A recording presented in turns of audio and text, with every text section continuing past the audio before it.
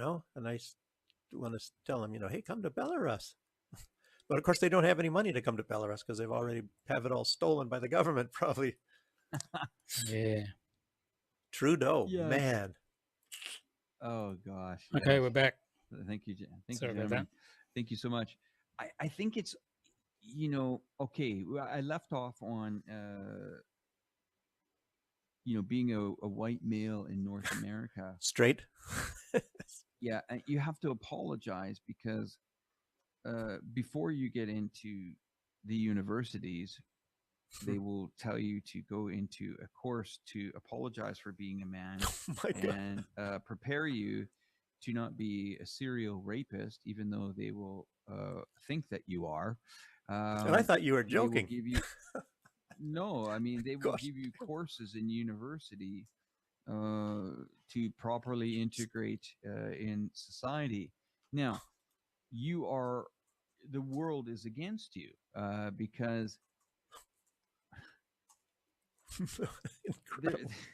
there's so many aspects why the world is against you there. So, and I want to try to say this in the most polite way, but males are under extreme pressure in North America. Yeah. The balance, and I don't want this to sound chauvinistic because I'm not a male chauvinist at all. I have a very lovely wife. I've been with her for 22 years. But I have to tell you, a lot of guys in North America right now, there has been a power shift.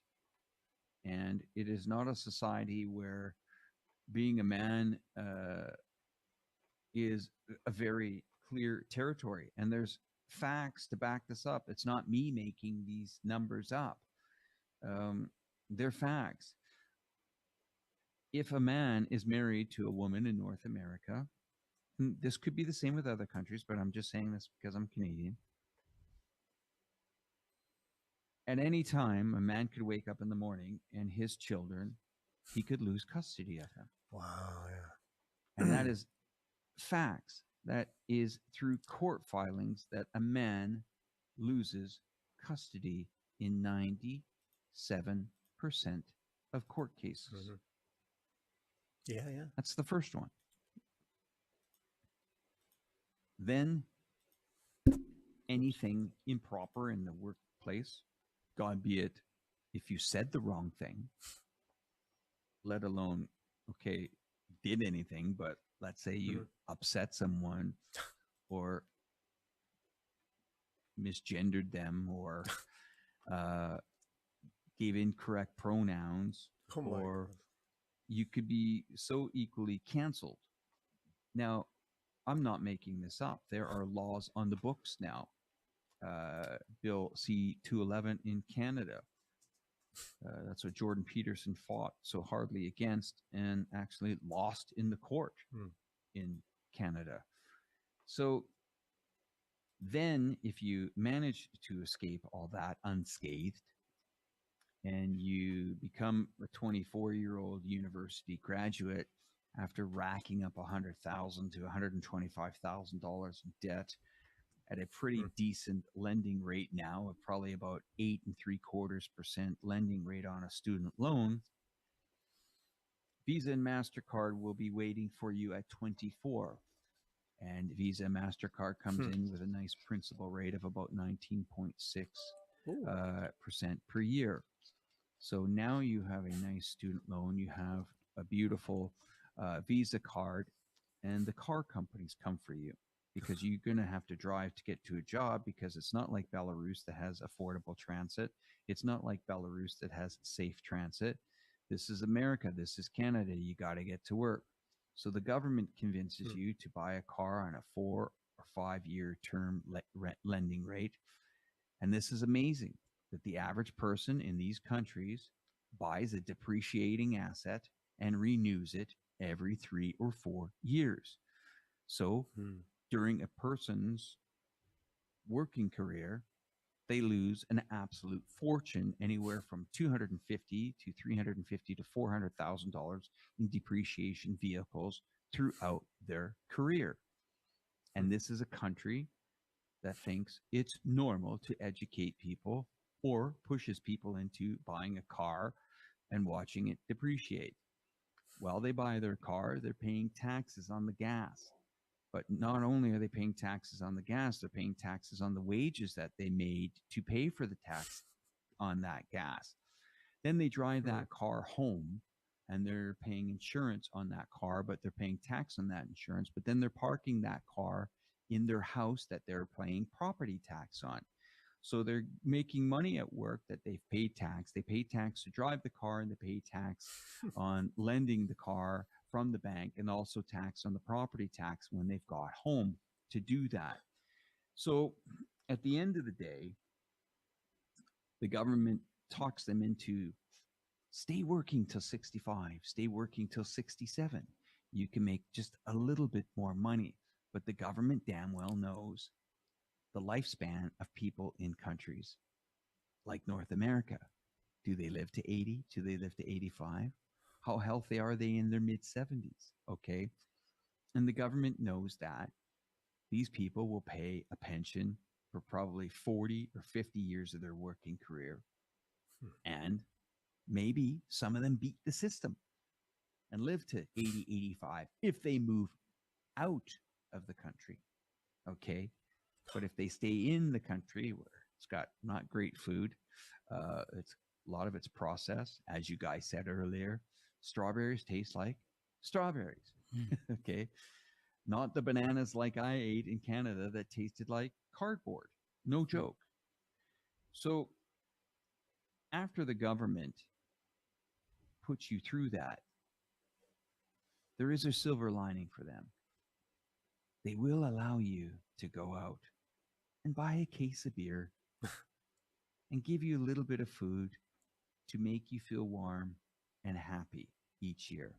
Now, if that is what life is all about, being a male in North America, where for most part, I think the average man is, and no disrespect to the wonderful ladies in Canada and the United States and Australia and the collective West that have great husbands. My heart goes out to you, ladies. You're wonderful. You're amazing women. But North America is a very, very tough territory for a man to try to prosper, to get ahead in life, to try to provide for people, especially a woman. And I'll tell you, in 1996, 97, I said, nope, this ain't going to work for me. I'm getting out of Dodge, and I'm going to move to Europe. Made it to Europe. Thought, wait a minute, this ain't working for me in Western Europe. I took some advice from my father that died many years ago, and he says, look east. Go east, my son. Go east, young man. And I went east, and I was told by many people, oh, don't go to Eastern Europe. Yeah, don't go to Eastern Europe. Terrible. Eastern Europe, tanks, all these bloody stories back in, in the late 1998, 99. I was arriving in Vilnius, and I was shocked on what I saw. I thought, picturesque town, beautiful pastel old town. And for once in my life, within a couple of months of living there, I loved it so much that I started to learn the language. And for the first time in many decades, I felt confident as a male. And I was appreciated when I said hello or I opened the door for someone. And 3 or 4 months later, a wonderful woman came into my life. And I thought, man, she is so far out of my league. There's no way in hell I'll ever be able to be with someone like that. And I don't know what happened in my life that made me not feel that I was that confident, but I would say that Canada. those are the scars of being a single guy, being either rejected or being told, get away, or go away, loser, get away from us, F off, do this, oh, get in line to the next club, blah, blah, blah.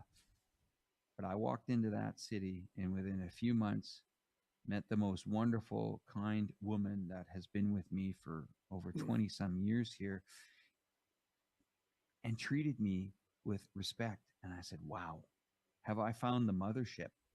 Have I found something that, this is going to get out? This is going to get out to the world where these people, these values, and my wife had very, very traditional values where we have lost, I think, a lot of it, especially, I will say, in my family, where, her and her sister, even though they live in other countries, they talk every day. They communicate every day.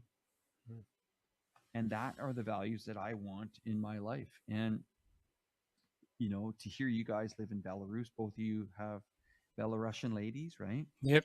I mean, 15 years now. Me, I don't know how long has it been. Are you sharing what I Yes. feeling? Yes. 20 some years. Yes. Me. I'm surprised. Like you said, I'm surprised how close their families are, because I think that's from the West. It's like, because my wife goes between my brother and all that. It's like, disjointed and all that. And I said, yeah, that's normal in the West. Here, like, it's not very family orientated in the West. You've always got fighting between families or whatever like that. But they're very, very close here. We've also let a society allow people with mental health issues just fall through the cracks. There's a lot of people hurting back there, and some families just don't know how to deal with it. Of course, I'm not saying our countries, China doesn't have issues, but family means what it means, family. And they will do everything they can to try to either help or save a family member. Maybe that's why in a city of 32 million, I have not once been asked for change. Oh, wow. That's strange. Yeah. Well, we've had people ask us here, but it's not so much like in the States, and it's not like I've probably had one or two people since I've been here, and that's it. Well, because you don't speak Russian. Yeah, well, that's the other thing. Yeah, that's the best thing. People come up to me and they go, blah, blah, and I go, I don't speak. I'm English, and they go, and they walk off. I've had it maybe 6 times or so, and partly maybe it depends on where you live and your face, maybe, or how people are, and then. But I don't know. It's not. But I don't know about homeless. You see somebody kind of dressed a little bit shabby, but some people dress like that anyway, even when they're not homeless. So, I mean, Dave's wife says that he dresses. Yeah, just like a homeless person. Yeah. Dave says, "Well, nobody's ever robbed me." So, yeah. I got used to living in London. Looked like a homeless person. No one would rob me. He's not that bad. He doesn't dress that bad though. But I think his wife's getting a little bit overemphasizing that. Well, but maybe you can tell. Like, I hope I can share part of this program with my audience as well. Yeah. If I can, I'd like to ask you guys some questions that maybe I think my audience would like to hear as well. Yeah. Is how does someone that, let's say that, in their, if I could rewrite history, somebody in our, let's say in the late 20s, early 30s that just has had enough in North America, how can they make it to change their lives? What kind of advice would you give to, a young man that maybe doesn't feel that, North America is the right thing? Maybe he's being denied and, it's hard on self-esteem. Maybe, is Belarus an opportunity for someone? Would you recommend they study the language? Is there possibilities for younger guys to prosper? If you haven't got an external business like I've got, you really need to learn the language here to get a job and get into society here. My money comes from the West, so I don't really have to speak the language. I just use an app around the place, and I'm fine like that. Whereas Duke works here, so he's got to learn Russian. Yeah, I've got started working at the zoo. Very, very nice that they took me on right away. But, it's not a real high paying job, at least the starting, you can make more and all that. But I was thinking I was going to learn Russian much more. But the area that I work at, for some odd reason, it's down in the basements, kind of, our part. And it's like we don't get internet, so I can't like look up words and you're working, so it's not like you can sit there and talk to people. What does this mean? What does that mean? And things like that. And I went to some classes. I started first in a town called Baranovichi, and the cost, as a matter of fact, there are people, famous people with vlogs in Russia. They also went to that same school, the University of Baranovichi, um, and because it's much cheaper than Minsk. Minsk, for some reason, is very expensive. That part is very expensive, which is very strange. To learn Russian as a private person, if you're from a group from China or Africa or something, I believe they get some real good discounts. I don't really know how it works, to be honest with you, but um, it's expensive for Belarus. Let me say I don't know what is say 2,000 rubles, and there's a linguistic university. It costs even more, and that's for 3 months. Say 2,000 rubles for 3 months. So you're better off if you can start at least and learn some good Russian in Germany or the United States or something, because it's probably cheaper than Minsk itself, unless you go to Gomel or Baranovichi or Grodno, some other town in Belarus. If I had a chance, I would talk to the government here and say, how can you do this? Private person coming here, and why don't you have another way for somebody to learn Russian rather than pay these huge prices? And a tutor is the minimum is 20 rubles per hour, and I don't know what is that. So to me, that's too expensive anyway. So a lot of Westerners come here and get go to the university to learn Russian, and then they can live here and work. So you can come here, start learning the language, and then you can get a job, and then go from there, see if you like it. But there's no woke agenda here. There's no LGBT agenda. It's Christian values, even though I'm not religious, but it's based on Orthodox Christianity here. But they have family Catholic values, and family values here Catholic and all that. So and other churches like that. I think one thing that the pandemic did, though, is it really did show a lot of companies that some workers can work remotely. I give you, I was thinking about this. Like, I work in China here. I've been working here now for 3 years. I work in the media here. Pretty heavily involved. I'm also on the satellite television here in the country as well. I have a show called Let's Meet. It's quick question. Do you speak Chinese? Not at all. No. Oh, and see, I don't know if I could get a job here in the media unless I spoke Russian. That's what we were saying. Sorry to interrupt, but we were saying here the problem with Belarus is with their media is they've got no English reporters. They've got nothing like that. So the West can say whatever they want. You see a clip of Lukashenko saying something in Russian, right? And then they just put whatever they want. Russia has a lot of English-speaking people, as you know. Yeah. But Belarus doesn't. There's a big that's missing here for the journalism. They really need some English-speaking reporters to go to all these places. And I agree. This is what's happening here in China too. Me and one other guy at the company are the only native English speakers, and their target audience is not domestic market; it's international market.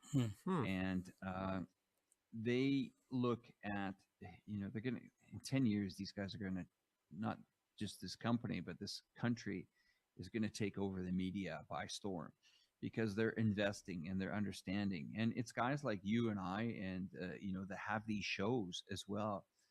As these shows mature more, as the audience starts to build, they become influential, and other media companies start to say, wait a minute, let's get these guys on our program more, or let's give these guys a show, or let's syndicate these guys. Now, well, that's why we started this, because trying to tell people from overseas what it's like here and all that. Like Yeah, like what you Well, I do. think what you guys are doing, when you sent me an email, I thought this is great. This is fantastic. And, as these audiences start to build, um, I'm on a program. I will put this out to my audience. My audience will be interested. Uh, I will also suggest some other people that you guys can collaborate with. And there will be a point where the shows turn into something amazing. Okay. And I think they are, the setup that you guys have is quite nice. You both have really cool studios as well. And I think that each country needs, I don't want to use the word independent media, but media has really branched out to new media. Where I came 3 years ago here, it was traditional media. A lot of it was print media. And they said to me, "What are we doing wrong?" And I said, "Everything. Hmm. Everything. You're doing everything wrong." No, if you're trying to get international people, no, don't make, don't put Chinese style of music into it. Don't use those type of aerials. Don't put gray skies if it's raining out. Don't film. I mean, change your styles of filming. And in the course of 3 years, I've made 400 productions with my team. We have got over 750 million views on our domestic platforms and international platforms combined. Wow. I've managed to win 53 awards for my team, 4 national awards here, 4 international awards, and the rest are domestic. But it comes down to there is a hunger for the Chinese to try to understand the media. And the only way they're going to do it is to do collaborations with foreigners, Westerners. And these shows are important. Some live streams, I get a handful of people. Some live streams, I get 5,000, 6,000. It depends. But every day, our audiences continue to grow. And people need to engage. We are in a crossroads where international media is on the way out. And what I mean by mainstream international media is on the way out. Live streaming, this kind of stuff is on the way in. I remember when I was in Thailand, 2019, setting up my live stream studio. People were like, live stream for what? Why do you want to live stream? I said, it's current, it's news. Let's go. And the average person that can now get into this, now make their studio good, get their audience matured. All of us just got to keep chipping away and chipping away and chipping away at it. If it's China that's willing to get behind us, it's China. If it's Russia willing to get behind us, get behind it. I appear on RT about 4 times a month, have been for the last year. I do it out of the goodwill because I know that my audience, people are going to find, okay, where's this guy from? What's his channel's name? How do we find him? Where does he? Okay. They eventually find me. Our team has a huge platform. It's 720 million people worldwide. At one point, RT had one of the greatest stations on YouTube. Did you know that RT was the most viewed YouTube channel? No. Did you guys know that? No. No, you mean Yep. news channel, probably, right? No, it was one of the highest viewed channels in all of YouTube. Yeah. Well, I like it. And, I like RT. and they took it down.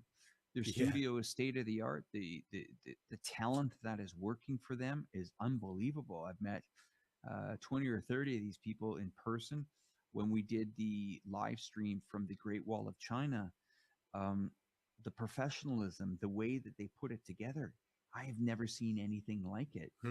They have the ability to deliver such an amazing product, whether it's through streaming. It is one of the, I'll be clear, it was one of the only streaming media channels that I like to actually watch live stream for news. You could give me any other network, True.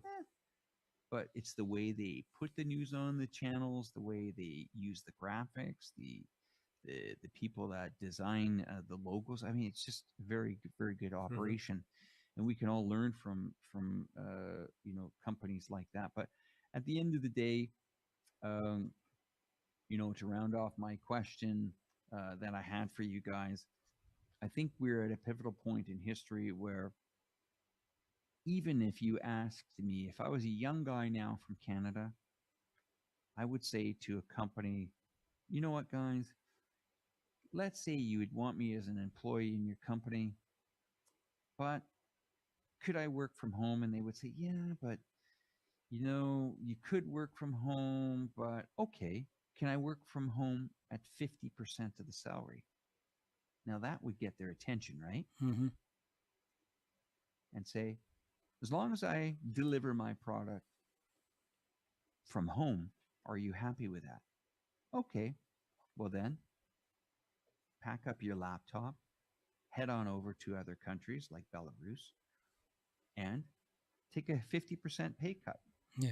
And be a digital nomad in another company, as long as you're providing these companies a service. So that could be a way for maybe somebody that has aspirations outside of North America or outside of Australia or wherever, collective West countries, is to say in an interview, I think it'd be quite striking in an interview. Could you work for a company? Yes. Do you guys have a, distance where I can work from home? Well, we're enticing people to come to the office. Okay. What are you guys offering for salary? Well, we're offering this. Okay. What if I said to you, I'll work for half the amount of money? I guarantee you that they would probably say, well, why would you do that?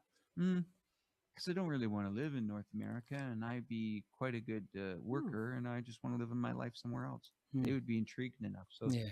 I think that could be a way to really actually get that wage from North America, but also live in a more appealing country.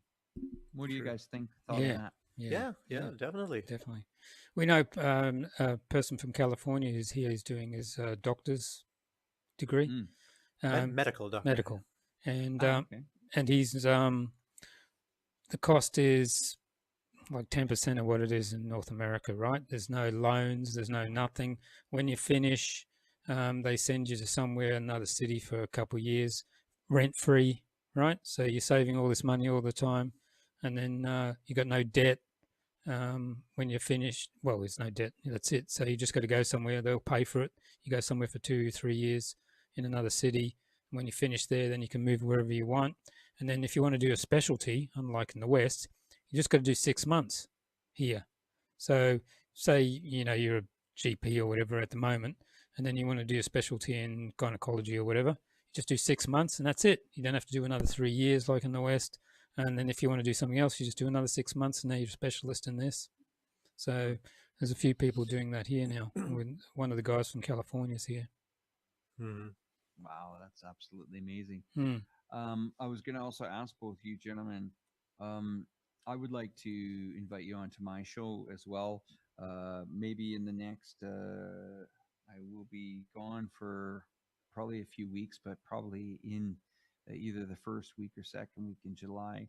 Yeah. I'd like to share with my audience just your stories and take the back seat and let you gentlemen talk, and you can tell our audience about what life is like in Belarus. Yeah, that'd be great. Tell your stories to the audience. I'd really appreciate Yeah. if you could do that. Yeah, we can do that. That'd be great. Thanks. Yeah, like around the first week or so, there's a certain time I'm going to be gone because partly because of this global stuff right now. You probably heard Ursula von der Leyen saying, let's try to take some bank account money to and send that to Ukraine. But I have some that I was saving when I was making money. I have gold over there and waiting for the price to go up a little bit. It was up and I didn't send it at that time, and then anyway we have to send it into like a bank into euros, and then we got to get it over here. So, and I'm, like I said, I'm working at the zoo and my last day is on the 30th of June. And I want to get over there to get that because, the border is getting more and more and more closed, and you were just talking about the these financial laws coming up, and I'm we kind of are getting a little bit scared. We think we should try and hopefully be successful in getting bringing our savings over here instead of having it in Europe, because you can't transfer it here anyway, really. Yeah, I went to Lithuania, as So I said the other weekend. It's 12 hours to get across the border. yeah, but anyway, I can try to And that's because schedule one mine around. side, not this side, the other side is working very, very, very slow, deliberately. So you're just sitting in the car for like 12 hours, just waiting and waiting and waiting and waiting. And they always ask you, why do you, where do you live? It's funny when I get there, they get my passport, Australian passport, right, and everything, and they go, "Do you live there?" And I go, "Yeah." And they go, "Why?" And I go, "That's really nice." And they go, and they look shocked. They're like, "Oh, okay." They ask me the same thing, like yeah, what, I don't know if it's a game that they play, and they wanted to know what are prices? Have you noticed the prices going up at all? Inflation and all that, and at that time it wasn't so bad, because I'm talking about back in 2022 or something like that. But some things are going up because, for example, a chocolate bar. I think originally I was paying, I don't know, 1 ruble and 59, which is much cheaper than in the States. And I think now it's just about 2 rubles, what, a year or something later. It's because cocoa beans, they don't grow them in Belarus. So a lot of those things. But there is a sort of like an oatmeal. They have oatmeals here out of all different products, like rye and oatmeal and wheat and all different kinds of stuff. Really good. And that's the same price it was in 2021. So that's pretty The good. exchange rate roughly is about 3.2 to the dollar at the moment. Is there any, I'm not a big crypto guy, but is the, and we talked about this earlier on my live stream when I was with Daniel Dumbrell and Patrick, but is there a crypto market action in Belarus? Does that help at all? Yes, there is. There is.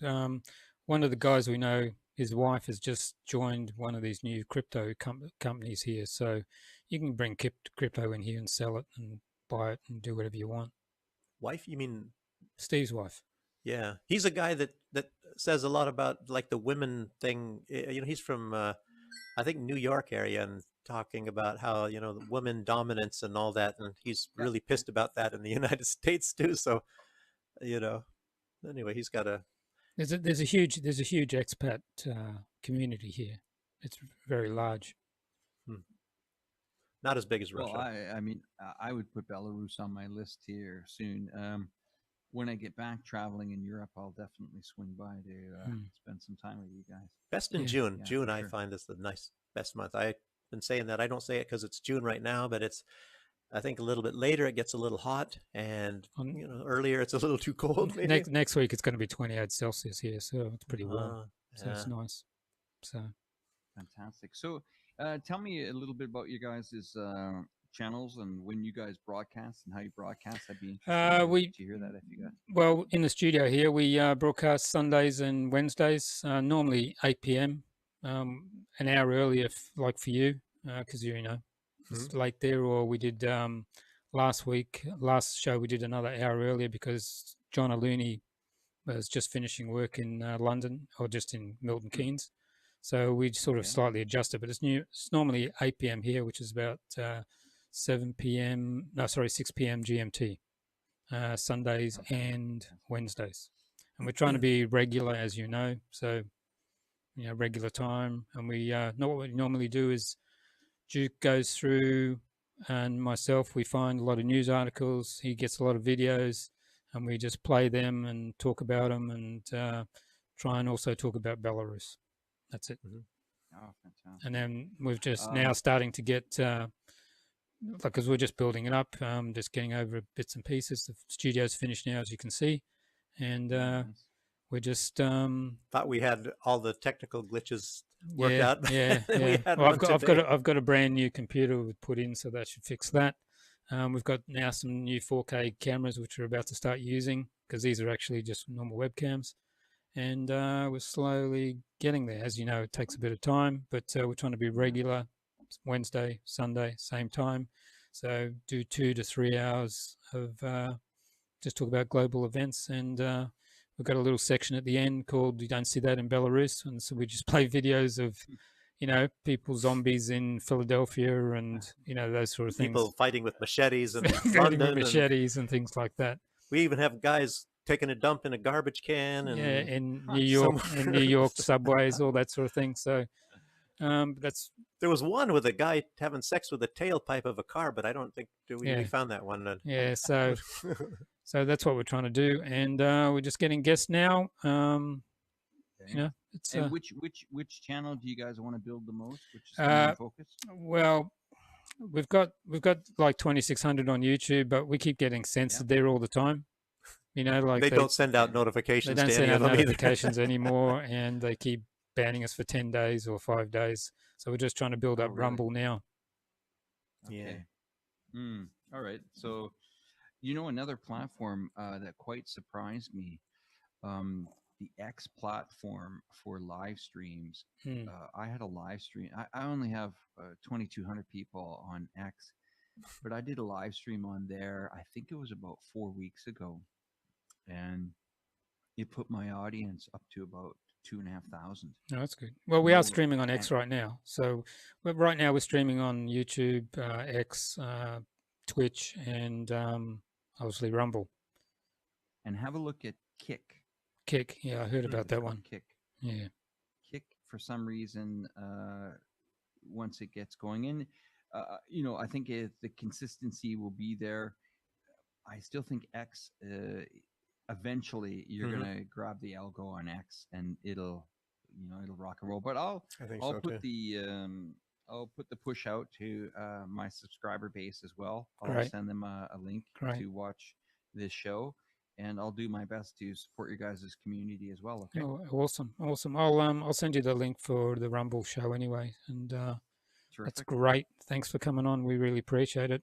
And anytime, guys. Anytime, if even if it's last minute. We have some other channels. I have another channel called Real China. Our subscriber base is growing well there. I think we have about 280,000 on that.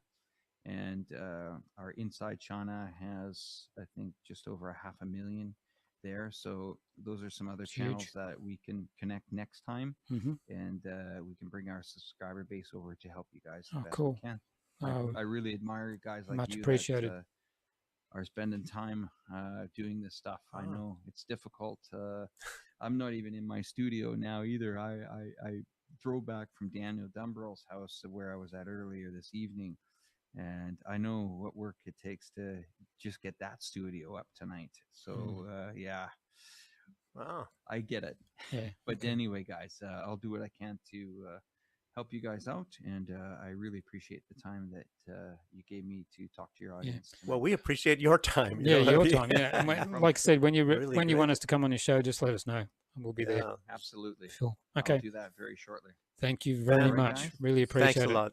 Fantastic. Thank you. Have a great evening. Yeah, you too. Right, bye-bye. Bye-bye. Wow, he's really nice. Huh? Yeah. Gosh, and he's understanding. He knows all of the stuff. I mean, about how to build a YouTube thing and all that sort of thing. So, yeah. We even have a little time to go over some of the good news. Well, we have so many videos, but we don't have the time to play out the videos. Yeah, we can do that. I want to go to the bathroom. Sorry, everybody. Okay. But if you want to start talking. Oh, I'll put the. Well, I had a video right to start off. Sorry, with. You need me. You need me. Okay. Actually, well, if we're going to do that, let's start with. Actually, you don't. That's not a video.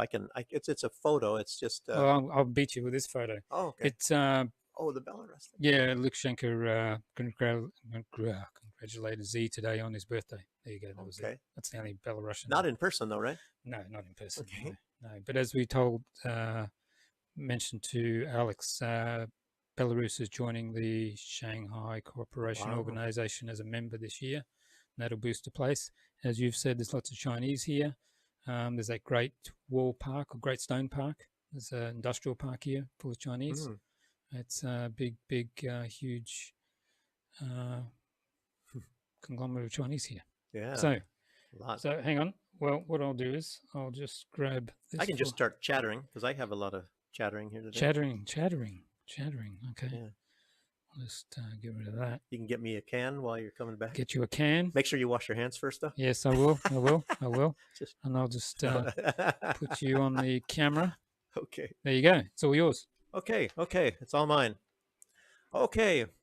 We were probably inundated with a lot of news lately on peace plans, or in some cases, the piss plan, I guess is what you can say. We have a video.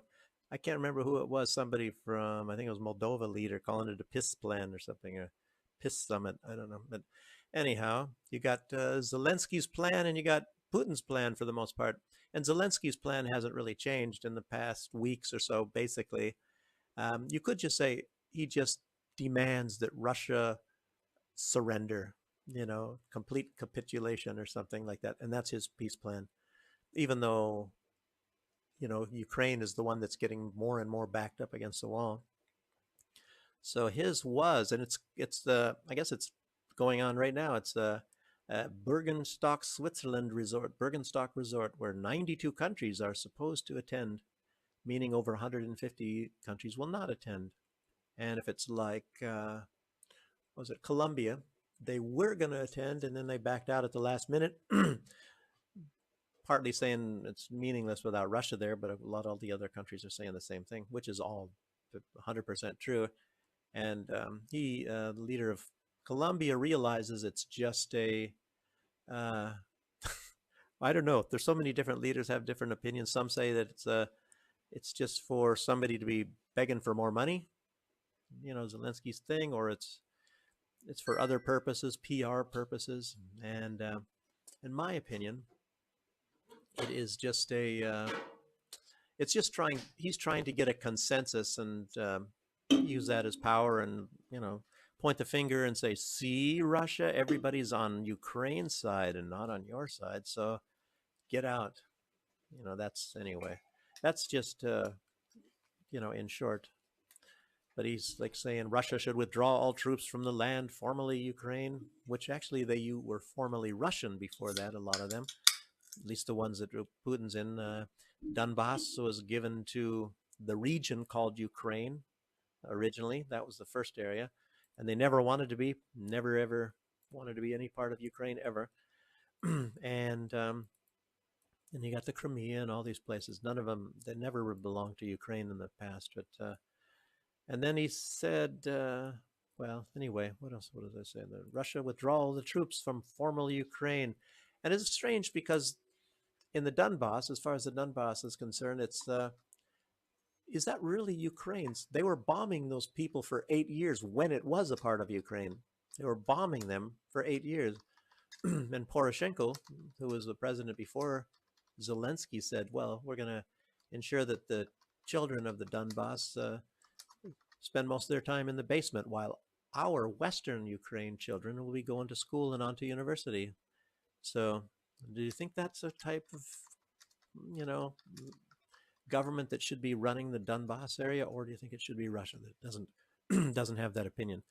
And then the second point, mainly that Zelensky wants, is that Putin should stand trial for war crimes, and 3, Russia should pay reparations. And like I said, there's other points. And for Putin's plan, it is that, well, let's see, he has I think there's a video. Do you have a video of Yes. Putin's peace proposal? I'll just grab it for you. And that's actually makes a lot more sense. And matter of fact, the legitimate government of Ukraine is actually considering it because Zelensky is not part of the legitimate government because he's not. He did not get reelected, and his term of service has been, expired. So, is he a dictator? That's what they say. Okay. Are you going to read these? Oh, I guess I do have to. Today we are making another real peace proposal. This is. Сегодня мы делаем еще одно конкретное, реальное мирное предложение. If, as before, Kiev and Western capitals refuse it, then in the end, that's their business. These conditions are very simple. Ukrainian troops must be completely withdrawn from the Donbass, Donetsk and Lugansk republics. Kherson and Zaporozhye regions. Moreover, I draw your attention precisely from the entire territory of these regions, which their administrative borders, which existed at the time of their entry into Ukraine. As soon as the Kiev declares that it is ready for such a decision and begins a real withdrawal of troops, so whatever that was, and also official states it's abandoning plans to join NATO, in order from our side will immediately follow to cease fire and begin negotiations.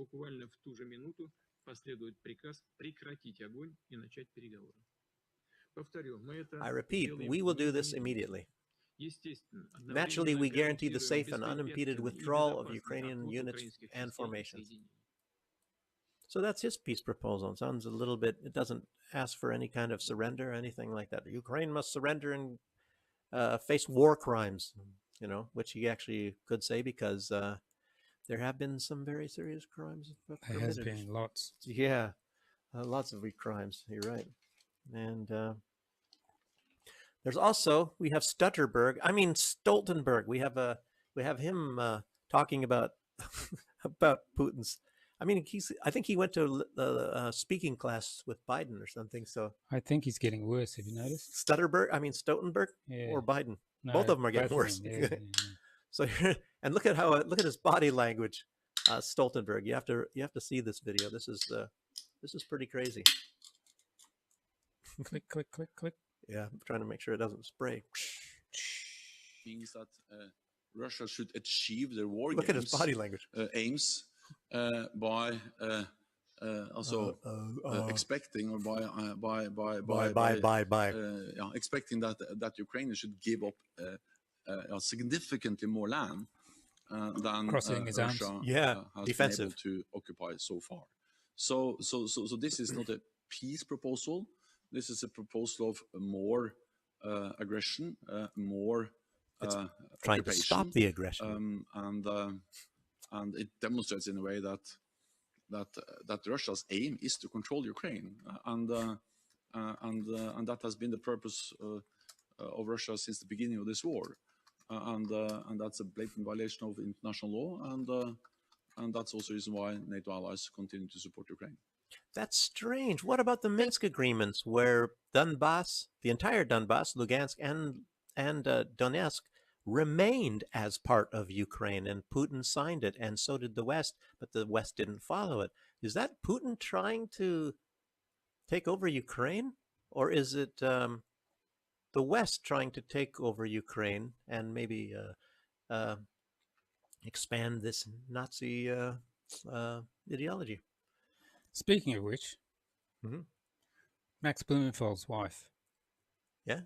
She was saying today, saying the same thing as you. The Zionists and the guys and the Nazis have got the same ideology. Oh, really? Yeah. As a matter of fact, I saw something else like that too. Dang, I guess everybody's watching our show. Yeah, you're right. There you go. Well, it's actually the same. It's just a different label on it, or a different face. Doing the same thing. Well, the Nazis didn't leave. They just rebranded themselves. Yeah. At the end of the war. Well, actually, other people have been making that similarity anyway, how similar it is in Zionist Israel as it was in the Nazi times. I was talking about the EU as well. In the old days. And yeah, we also, I don't know if we... Have you seen this one? This one about him, Stoltenberg? Maybe. It's probably another funny one, huh? Yeah. Well, yeah. Okay. Ready? Mm-hmm. Ready? Voluntary Who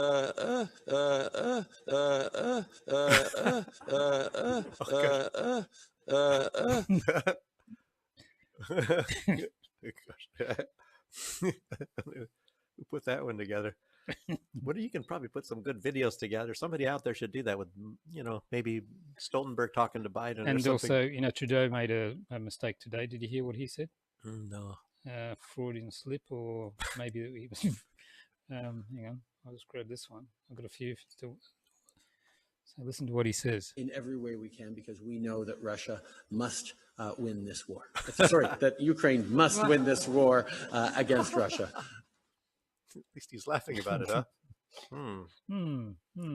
But I haven't finished yet. Okay. And Finnish, the Finnish president. Yeah. Or prime minister. No, president, isn't he? Is that what he is? I think he's president. Yeah. Yeah. Okay. So, oops. So just remember, Finland didn't exist until 1808. Oh, you're talking about I remember. Yeah, a lot of people were talking about this, and that they're talking, and of course, I think if this is the same video, you have to realize that they backed the Nazis in World War II. So yeah, that too. Yeah, but they, Russia was fighting Sweden for Finland, so and Finland didn't exist until 1808. So listen to what this guy says.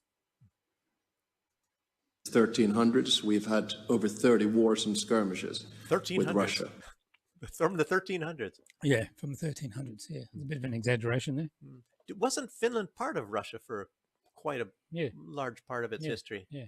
And then I'll bet you the number of wars this guy, whatever he said, is also fake. Yeah. Oh, and did he say those were wars with Russia? Yeah, skirmishes. Oh, come on. Wars and skirmishes. Yeah, skirmishes. Probably some lady threw a tomato at somebody over across the border. Yeah, but it was mainly Russia and Sweden were fighting over that area. Well, I tell you what, if you start looking back in the history of Europe, there was so much stuff going on and all. Oh, Belarus used to have most of Lithuania as well for a while. Yeah, and Vilnius, yeah. But somebody, and I was actually going to post it, and it would have been appropriate right now, and I think it was somebody from RT, and they put a picture of Bismarck, and they were talking about Bismarck during those times. But when Bismarck, the Prussian Junker assigned, I think, by William I, and then of course William I died, and then they had another chancellor for 100 days, and then came William II, which was the last Kaiser of Germany. But anyway, he was so artful that he had so many alliances and everything tied up. Europe could not go to war. I think soon after, there was the Franco-Prussian War in 1871 around that time. And after that, there were no wars until World War I, really, because he had everybody tied up in alliances, and so much that nobody could go to war against anybody because everybody had all these alliances all over the place. And I'm reading a book now called The Unnecessary War, and it starts off with all that as well. So with like Bismarck and how he did that. Yeah, well, how he was trying to get a navy and things. Yeah, I did a 3-month research work on the diplomatic history of World War I, and of course I covered a lot of that with Bismarck at the very beginning. The Kaiser Wilhelm fired Bismarck. I think it was 1890. They called it the dropping of the pilot. In other words, he was the pilot that was leading, the ship of Europe through a time of peace, and that was the beginning of when 1890 is when the backgrounds of the wars were starting. So,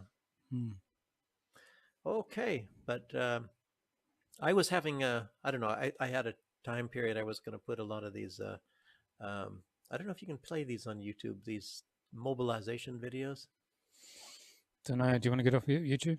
Yeah, we probably should, because YouTube's kind of, YouTube's kind of. I don't know why it's almost like we shouldn't be there anyway. But nobody likes to get deleted or canceled, or what do they call whatever they do, YouTube. Whatever they do. Whatever they do to us. Warnings or something. Yes, please go to our Rumble channel for the rest of the show. I'll put the link. Actually, Rolf, moderator, thanks for being in the chats. Can you put the link for the Rumble show in YouTube for us? Hi, Ralph. I mean, Rolf. Say hi to Ralph. Imaginary brother. So I remember when we were out. What did I call you when we were at Stalin Line? I can't remember. No, I can't remember. I called you completely. You didn't call me sweetheart. I know that. In the wrong country for that. Yeah. Right. Significant drop in the ocean. Yes, so yeah, these we want to show you some of these people that are very anxious. They're very anxious to defend a Nazi. I mean, we were off of YouTube, right?